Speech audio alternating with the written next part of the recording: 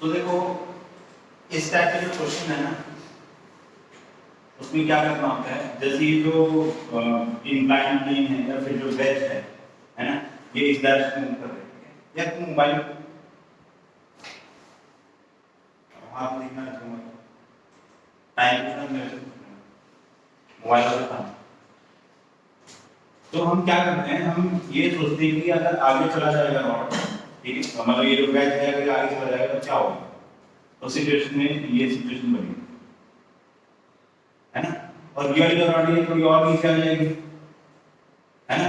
तो इसका मतलब है इसका मूवमेंट जो है वो हम मान लेते हैं वाई मूवमेंट है इसका, और इसका मूवमेंट जो वेज है इसका एक्स डायरेक्शन में मूवमेंट हुआ एक्स, है ना, राइट। अब अगर मुझे एक्स और वाई का रिलेशन मिल जाए तो मेरा आंसर आ जाएगा। जो वेज है वो एक्स डायरेक्शन में मूव कर रही है और जो रॉड है वो वाई, ये तो आपको समझ में आया ना कि अगर इस साइड में किधर से लगे तो रॉड थोड़ी और पीछे आ जाएगी, तो रॉड का जो मूवमेंट है वो वाई हो गया और इसका जो मूवमेंट है वो एक्स हो गया। तो मुझे सिर्फ एक्स और वाई का रिलेशन निकालना है, उससे आंसर आ जाएगा, क्योंकि एक्स और वाई का रिलेशन आ रहा है उसको डिफरेंशिएट कर दो तो वेलोसिटी का रिलेशन आ जाएगा, है ना। dy by dt जो है वो वेलोसिटी ऑफ रॉड हो जाएगी और dx by dt जो है वो आपका v होगा, यानी कि वेलोसिटी ऑफ वेज।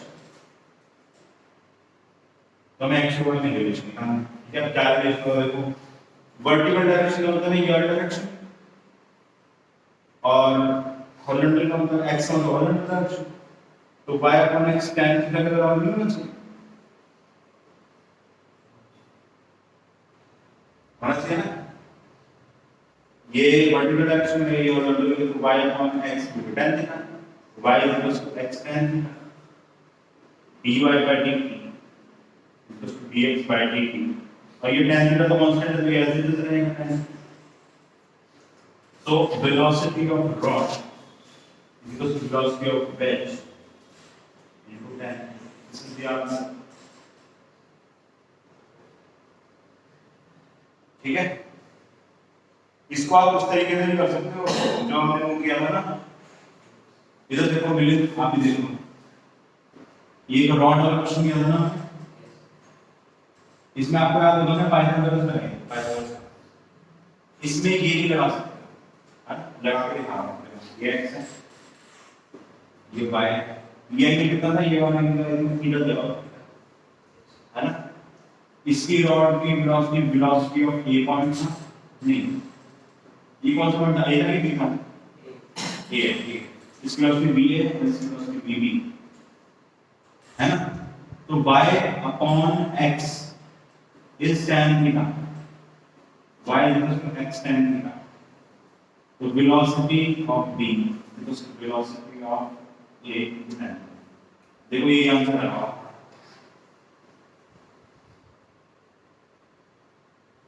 सही है। velocity of a equal to minus b upon a velocity of a equal to minus b upon a into velocity of b upon a क्या है, length। हाँ तो लेंथ को आप tan से जब लिख सकते हो, दिमाग क्या लिख दिया आपने, वैसे इस length को ये बनाते हैं तो ये y हो जाएगा, ठीक है।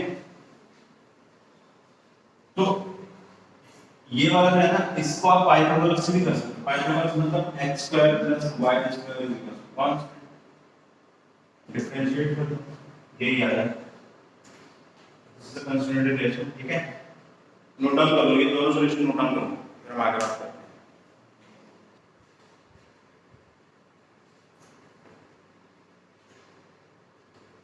तो जो रिलेशन वेलोसिटी का होता है वही इसका एक्सेलरेशन का भी होता है रिलेशन, तो चाहे वेलोसिटी का निकालो चाहे एक्सेलरेशन का निकालो, ठीक है। लेकिन उसके लिए लगेगा आपका कंस्ट्रेंट रिलेशन। ये कंस्ट्रेंट रिलेशन का सबसे पहला स्टेप क्या होता है, हम एक फिक्स्ड रेफरेंस पॉइंट मानना जिसके रिस्पेक्ट में वो जो बॉडीज है वो मूव कर रही है ना। तो हम मान लेते हैं ये लाइन है, ठीक है, इसके रिस्पेक्ट में ये डिस्टेंस L1 है, ये डिस्टेंस L2 है ना। ये फिर ये रेफरेंस लाइन मान लेते हैं, इसके रिस्पेक्ट में ये L3 है, ये राइट है ना।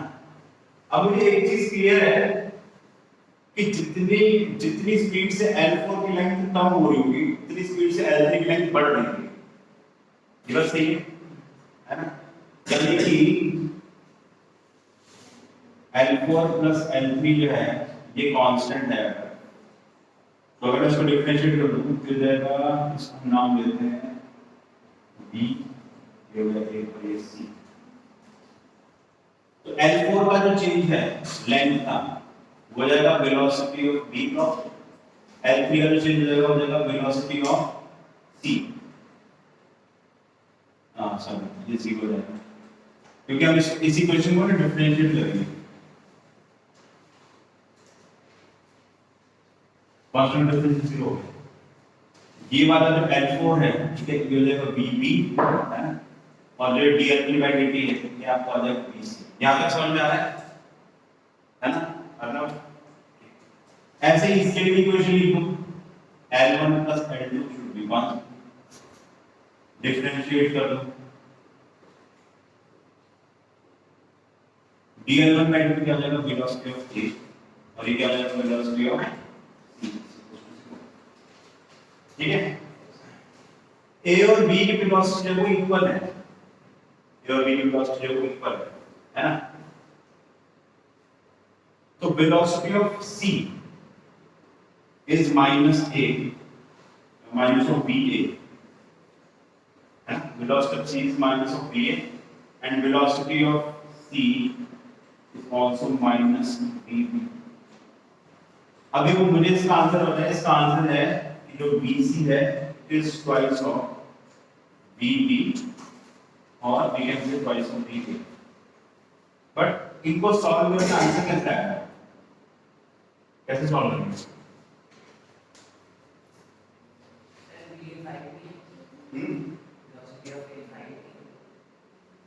वेलोसिटी ऑफ A हाँ 5 है, लास्ट में कर देंगे ना, तो लास्ट में वैल्यू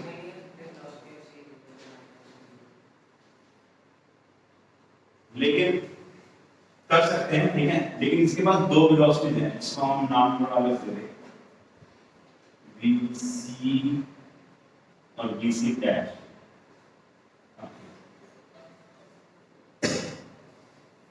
अलग क्यों नहीं होता है, फिर दो जगह से उसको वेलोसिटी दें। अगर हम एक ही टेबल में कंफ्यूजन है आप कैंसिल आउट कर दो। हेलो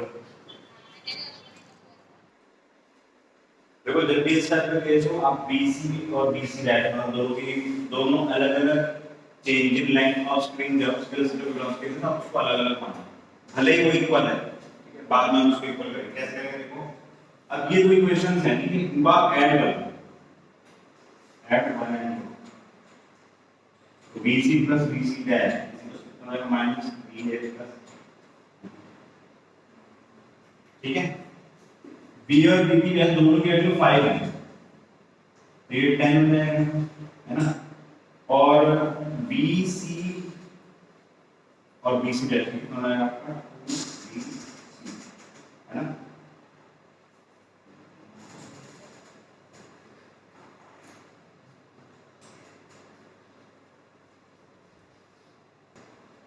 इधर देखिए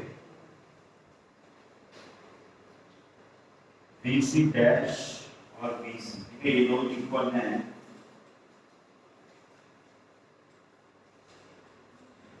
ठीक है, तो ये तो कैंसिल आउट हो गया तो ये आंसर आ गया आपका 5 ठीक है।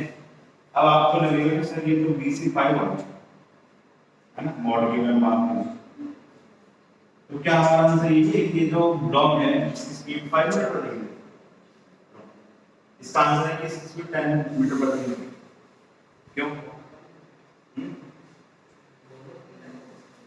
हाँ दोनों की वजह से हो रहा है, वही तो क्या है हमारा आंसर है BC 5 है और हमें एक्चुअली में समझ में आ रहा है कि ये 10 मीटर पर सेकंड स्पीड से आएगा नीचे ठीक है।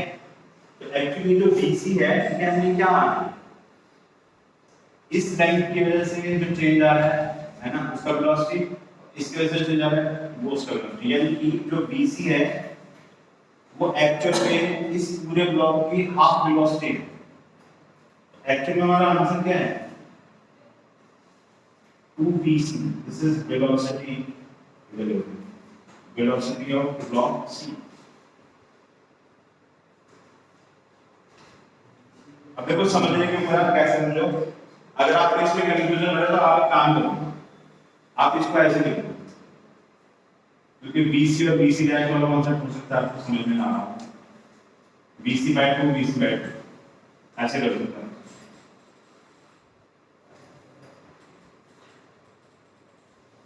तो ये BC/2 की वैल्यू हमारी -5 आई है, ठीक है, और सॉरी BC की वैल्यू हमारी कितनी आ जाएगी -9 आ जाएगी, ठीक है,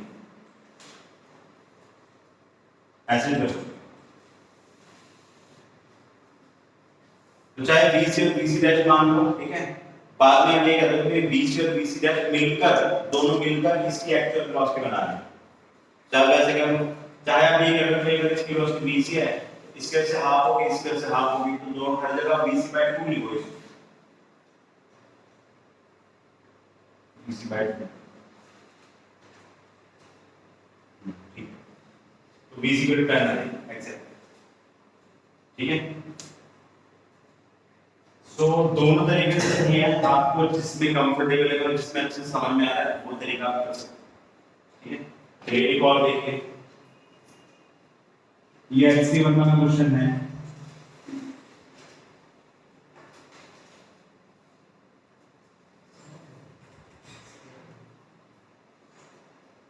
सर मैग्नीट्यूड में दोनों का सभी है, हर केस थोड़ी किस केस में आ रहा है, मतलब ऐसे कोई और वैल्यू कोई भी, अगर यही सिचुएशन है तो आंसर यही आएगा कि भाई इसकी वेलोसिटी और इसकी वेलोसिटी दोनों का सम जो है उससे तो नीचे जाए, ये आप कह सकते हैं, क्योंकि जरूरी है कि दोनों इक्वल वेलोसिटी है, हालांकि इक्वल वेलोसिटी से जानी ही चाहिए, क्योंकि अगर इक्वल वेलोसिटी में जाएगा तो ये अनबैलेंस हो जाएगा, तो आपको जब भी क्वेश्चन आएगा वो इक्वल ही देंगे आपको देखो, तो इसकी वेलोसिटी भी डबल होगी, ठीक है।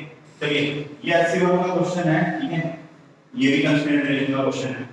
इसमें बोला गया है कि ये जो रिग है ये स्मूथ वायर पे स्लाइड कर, स्मूथ वायर पे स्लाइड करके रिग है ना, और ये v वेलोसिटी से स्लाइड कर, तो आपको वेलोसिटी ऑफ ब्लॉक बताना है। क्या कोई डाउट? कोई डाउट? जो ब्लॉक है उसकी वेलोसिटी आपको बतानी है, जो रिंग है वो स्मूथ वायर पे स्लाइड कर रही है विदाउट फ्रिक्शन, ठीक है, और इस मूवमेंट पे जो एंगल है वो थीटा है, ठीक है। ट्राई करिएगा, ये पुली है, ठीक है, और हम मास है इसका ब्लॉक, तो अगर ये इस वेलोसिटी से v वेलोसिटी से निकला है तो ब्लॉक नीचे कितनी वेलोसिटी से है ये आपको बताना है, ट्राई करिए।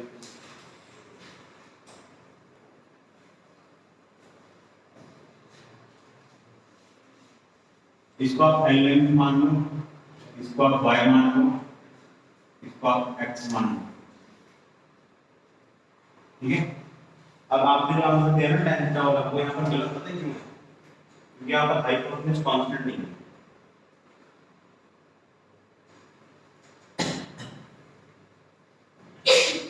ये रिंग जैसे से आगे जाएंगे L लेंथ चेंज होगी ना, यहाँ पर y कांस्टेंट है, और यहाँ पर y कांस्टेंट है, इसलिए गलत आ रहा है। तो मैं यहाँ पर पाइथागोरस लगा दूंगा, चलो वैसे उससे भी लगा सकते हो आप, क्या कहते हैं tan थीटा वगैरह वो सब लिखकर, है ना। तो tan थीटा के बजाय मैं यहाँ पर ना cos थीटा लूंगा, अब आपको वैसे cos थीटा लूंगा आप, मुझे पता है, देखो मैं लॉजिक बताता हूँ, यहाँ पर जो चीज कांस्टेंट है ना उसको हमें ट्रिग्नोमेट्रिक रिलेशन में नहीं रखना, क्यों? क्योंकि मुझे उन दो वेलोसिटीज का रिलेशन चाहिए जिसमें लेंथ चेंज हो रही है, तो लेंथ किसकी चेंज हो रही है, एक x की चेंज हो रही है और इसकी चेंज हो रही है, तो ये जो राइट एंगल ट्रायंगल बन रहा है, इस राइट एंगल ट्रायंगल में मुझे वो वाली लेंथ को कंसीडर करना है जो चेंज हो रही है, उसका ट्रिग्नोमेट्रिक रिलेशन लिखना, तभी मुझे रिलेशन मिलेगा ना। तो मुझे पता है ये चेंज हो रही है, तो इसका मतलब आएगा cos थीटा लिखूंगा तो cos थीटा हो जाएगा बेस अपॉन हाइपोटेन्यूज, तो cos theta is base upon hypotenuse, x equals to L cos theta differentiate कर दो इसको dl by dl by dt जब वो वेलोसिटी ऑफ ब्लॉक हो गया जो कि हमें निकालना है velocity of block into cos theta और ये आपका ये हो गया वेलोसिटी ऑफ रिंग जो कि v है। ये आंसर है। चाहे आप पाइथागोरस से निकाल लो यही आंसर आएगा। पाइथागोरस लोगों को क्या करोगे दो तरीके बता दूं। दिस इज फर्स्ट मेथड जैसे ये शॉर्ट है। सेकंड मेथड क्या है आप लिखो x² + y² l²। यहां पर y कांस्टेंट है जब आप इसको डिफरेंशिएट करोगे तो मिलेगा 2x dx/dt ये वाला टर्म 0 2l dx/dt 2 से 2 कट गया x/l है ना जरा l जो आ गया dx/dt जो है वो v होगा और dl/dt क्या आ जाएगा velocity of block x upon l cos theta है।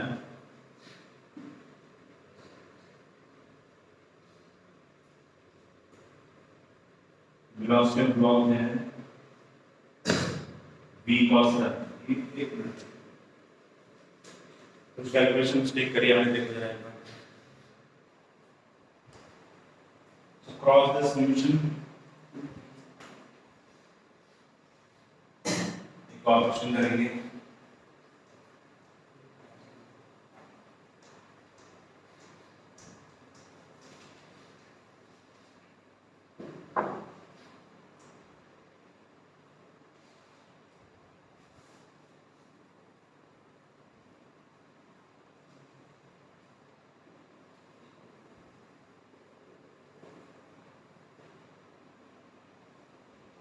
ये हो गया A ये हो गया B ये हो गया C ठीक है। हमें क्या करना है निकालना है relation between acceleration of A acceleration of B acceleration in तीनों के एक्सेलरेशन का रिलेशन निकालना ठीक है।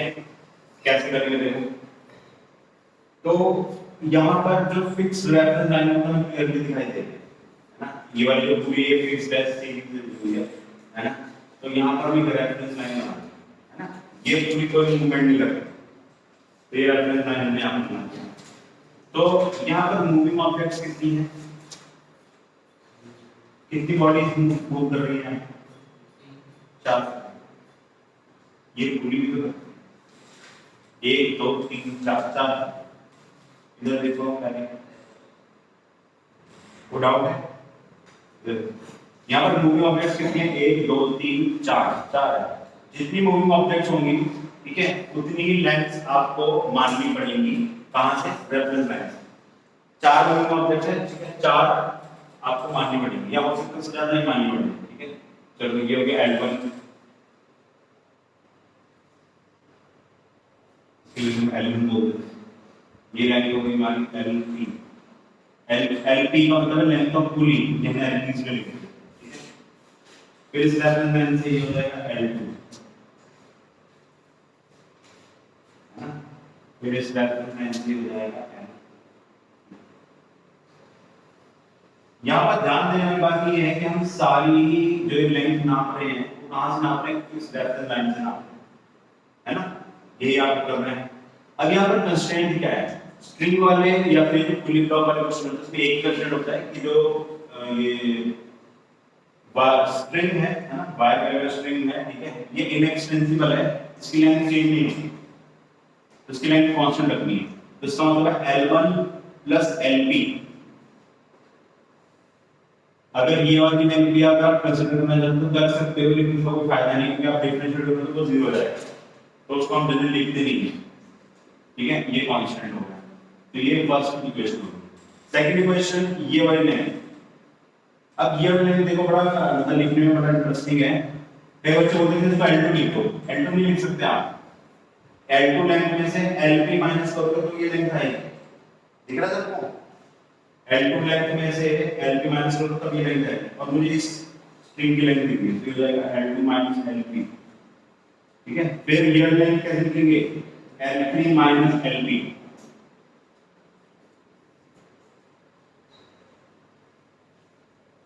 ठीक है, ये आ गया हमारा, ठीक है।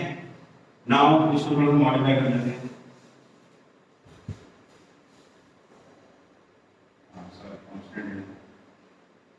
अब हम इसको डिफरेंशिएट करेंगे, डिफरेंशिएट 1 एंड 2। तो इसका डिफरेंशिएशन क्या हो जाएगा? यानी कि वेलोसिटी ऑफ 1 यानी इसकी velocity plus velocity of pulling is equal to 0, velocity of 1 equal to minus 1। तो हम ये समझ आए कि जितनी वेलोसिटी से ऊपर जा रहा होगा वेलोसिटी से पुलिंग नीचे जाएगी, ये क्लियर है। एक्सेलरेशन का भी ये रिलेशन होगा, क्योंकि इसको आपने कॉल कर दिया है। अब इसी क्वेश्चन की बात करते हैं। dL2 by dt dL3 by dt ये हो जाएगा, टू वैल्यू हो जाएगा और इसका डिफरेंशियल होगा बाय v2 का मतलब है वेलोसिटी ऑफ, इसको हम 1 की जगह a बोलते हैं।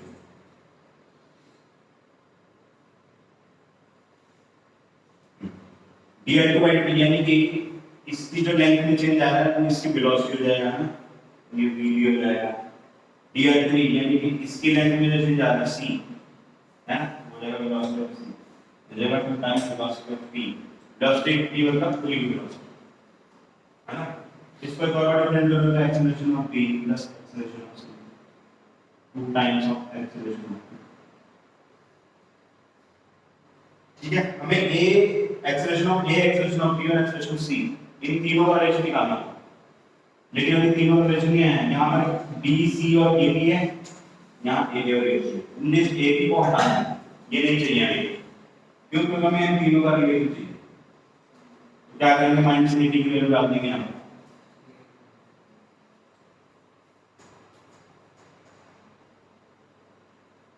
है, a b is minus a ठीक है हम, तो ये इस डायरेक्शन में आ जाएगा, तो जाएगा 2a plus ab plus a, ये भी एक्सेलरेशन के रिलेशन, राइट। नोट डाउन करिए।